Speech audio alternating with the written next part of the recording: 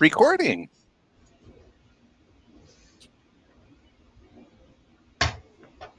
Hello, everyone, and welcome to the ANW6 Kickoff meeting.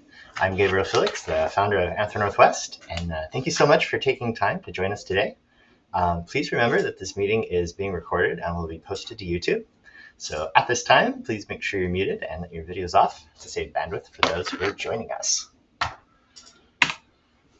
right, let's go ahead and move to our next slide. Boop. So our topics today, we're going to be talking a little bit about structure. We've got a recap from ANW 5. I'm going to talk about a little bit the theming for ANW 6. We've got some new space and our preliminary layout for that, and then improvement initiatives for this next coming year. So we are growing, and let's talk about structure a little bit. You know, when we started, we were a completely flat organization, and that was done very much on purpose. You know, leaders tend to show themselves through their service, and it's healthy for each volunteer to take a leadership role in their duties and be their own shining light. We only want the best, and the goal is to give volunteers a forum to bring forth their own beauty and creative energies. Now, this is really the core of ANW. It's an organization that is built around the talents, beauty, love, and energies of each contributor. It's been 7 years since we started, and the organization has grown a lot. Some exceptional people have demonstrated considerable service and now leading departments and teams. It's a good and healthy change. In future meetings, we'll get to hear from department heads as they do much more of the high-level organization and coordination for the organization. As we implement a more formal structure, ideally, please work with your leads. However, at any time, you're absolutely welcome and encouraged to reach out to different departments and different leads. You can go to the board if you need to at any time. In some ways, I strongly discourage a hierarchy, but I do encourage an organizational structure. And of course, if there's a serious issue that needs to be reported, please reach out to the operations director, Matthias. And for really serious things, reach out to the board. Contact info is in our about page for getting a hold of the board. And at this time, please keep in mind that the organization chart is very preliminary. There's quite a bit missing. I got to work with all the department heads to balance responsibilities a little better. We'll figure that out. And it's a soft chart too. For example, pretty much everything in the gray regions, all of the leads in those regions actually share those responsibilities. So, and as we become more structured, please remember that the higher you go towards the top, there's a higher expectation of service and being an example of love towards others. That grows a lot. The higher you are, the more you need to be in service to all because you're the example. So services like this are a special opportunity as ANW is here just to create love and beauty, not just that which is on the outside, but most importantly, that which is on the inside. As Dostoevsky said, beauty will save the world. Good changes ahead, friends. So, recapping on ANW 5, we had about a 30% growth. It was pretty great. A lot smoother and nicer, just not having to deal with COVID being so difficult. People are in a lot better space. So we had 2152 total members. Staffing numbers were up. About 250 contributing members, about 150-ish staff, and then 100 panelists. And then really good charity numbers. Our big initiative for ANW 5 was volunteer care. And we got a lot of positive feedback about the new initiatives to take care of people better. So I think that'll help us also with returning volunteers and nutrition and things like that. We're going to continue to improve that for ANW 6, and we've also got some other initiatives for that as well. But first, let's talk about theming. So our theme for ANW 6 is family, and ours is going to be growing. All right, next up, let's talk about space. So we've had a lot of growth. We're going to be on floor 3 now, which gives us another ballroom. It's really, really nice. We're going to stick our vendors in that room. We're going to take up about half of it this year. Next year, we might expand the volunteer space, where we might put Andy's Adventureland in Columbia, C&D Just not sure yet. Let's see how growth happens. We'll do it organically. Now, we do have a fish group hanging out with us. There's a salmon conservation group. They're going to be in Columbia C and D starting Sunday night. There won't be overlap, but we have to be conscientious of that. And the vendor's room is going to close a little bit earlier. 308 is also going to be the salmon group at all times. But they don't really come till Monday, but they are setting up a little bit Sunday evening.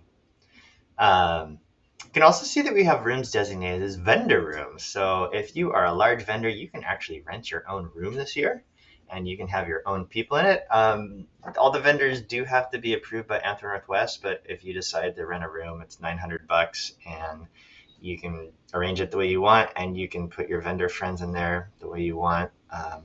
Not a lot of rules about what happens in there, just as long as they're, in the spirit of Anthem Northwest, like an Anthem Northwest approved vendor. So that'll be pretty neat. Expanding the Artist Alley, 2 rooms with the interconnecting door, 301 and 302. Moving activities in the box fort down to 3. It's going to be a pretty active floor. It's pretty fun because it's close to the lobby too, and the food on too. So I think that'll work pretty good.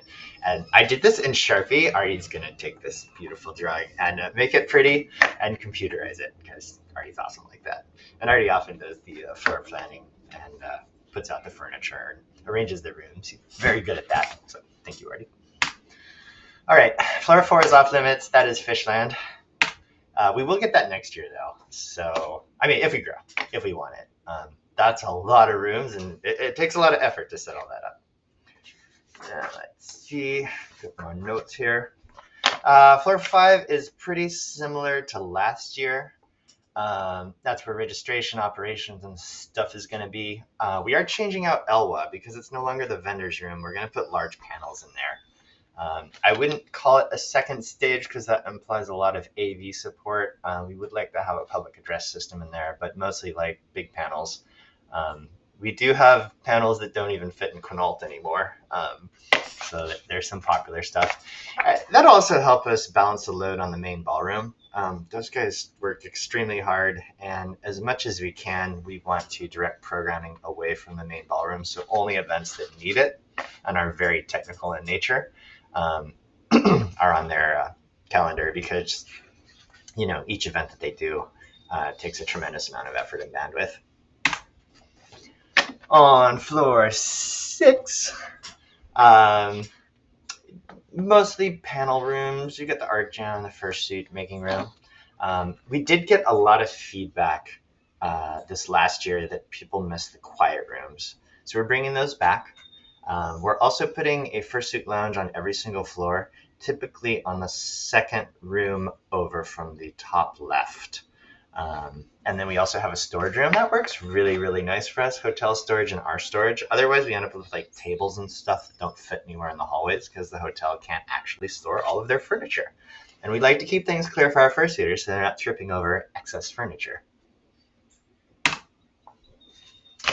Main stage will now occupy what was Andy's Adventureland, as well as the original main stage location. So AV, main stage AV, you get the whole ballroom this year. It's gonna be pretty great. We did overflow on Nora, thank you. Love your comment. We did overflow on some panels like dance competition. So it'll be nice to get, about 50%-ish more square footage in there.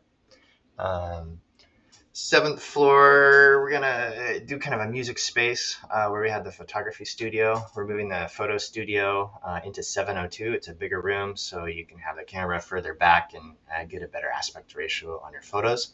And then we've moved the photo and art gallery into 701. A little more space there.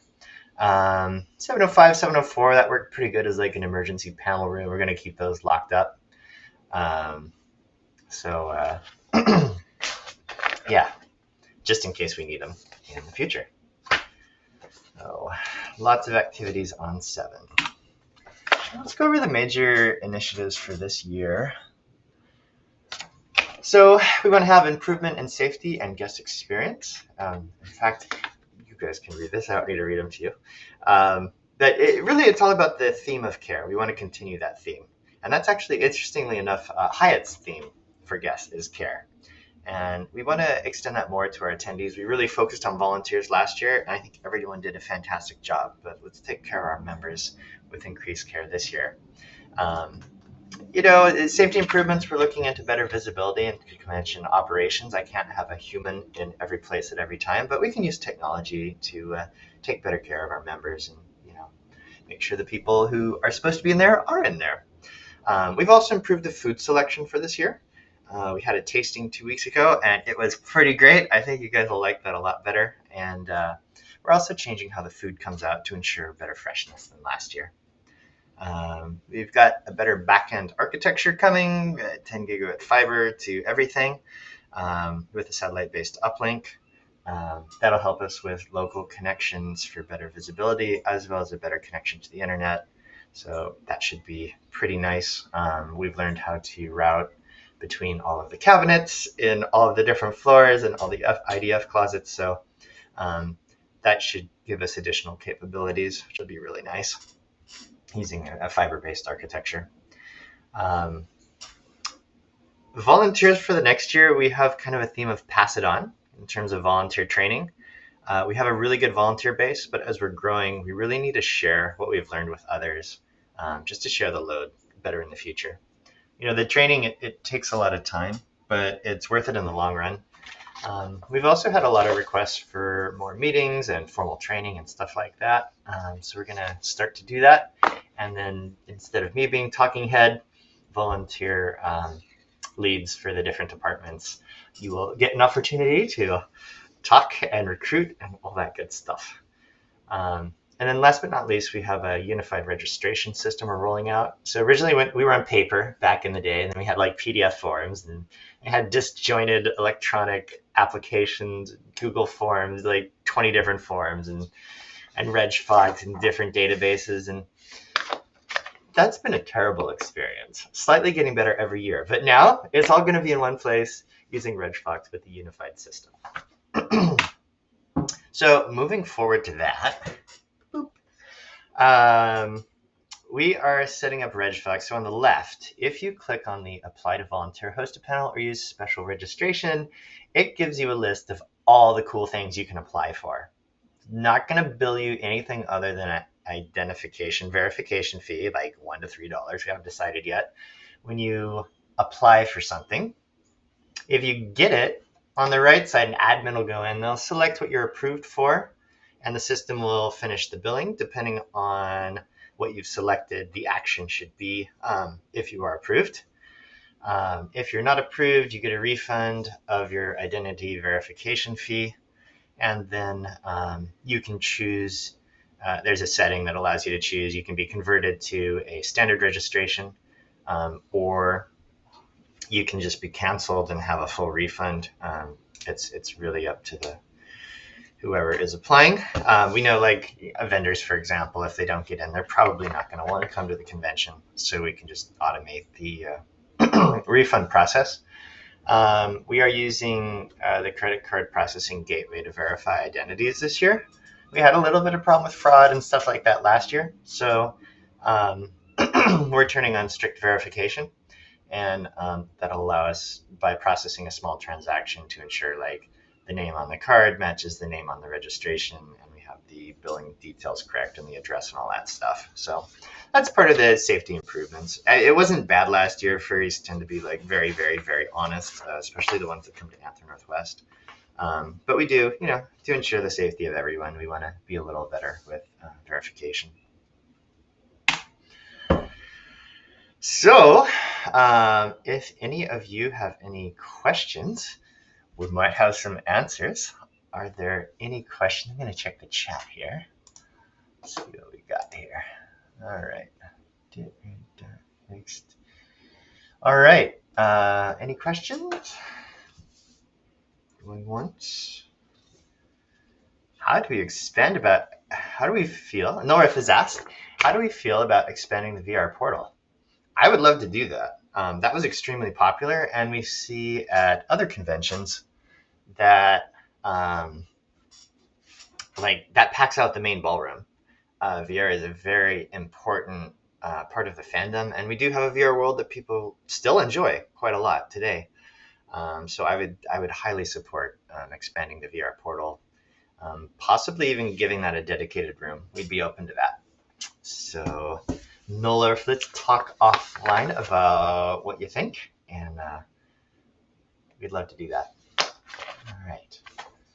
Artie, do you have a question? You have a star. And you guys, feel free to unmute your microphones and ask questions if you want. Hi, this is Mad Dog. All right. Is it I possible don't hear to... my... Mad Hello? Dog, are you talking? I can't hear you. Yes.